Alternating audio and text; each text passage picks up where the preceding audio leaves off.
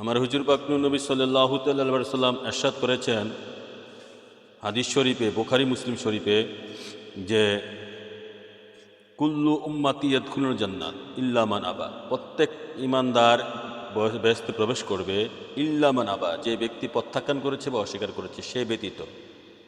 এরপর হুজুর পাক নবী সাল্লাল্লাহু আলাইহি ওয়াসাল্লাম বললেন, মা আন আতানে দাখালা জান্নাত, যে ব্যক্তি আমাকে মানলো সে ব্যক্তি জান্নাতে প্রবেশ করবে।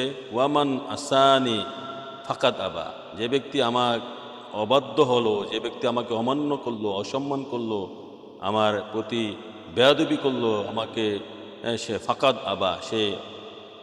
আবা, সে প্রত্যাখ্যান করলো, অস্বীকার করলো। আল্লাহু আকবার, রাসূলুল্লাহ। আমরা যেন হুজুর পাক নবীকে বাতেনে জাহিরে মেনে নবী পাক সাল্লাল্লাহু আলাইহি সাল্লামের গোলাম হয়ে নবীজির সাথে ব্যস্ত প্রবেশ করতে পারি, এই আশা ব্যক্ত রেখেই সকলের কাছে পুছিয়ে দিতে চাচ্ছি। সকলে বলেন আমিন।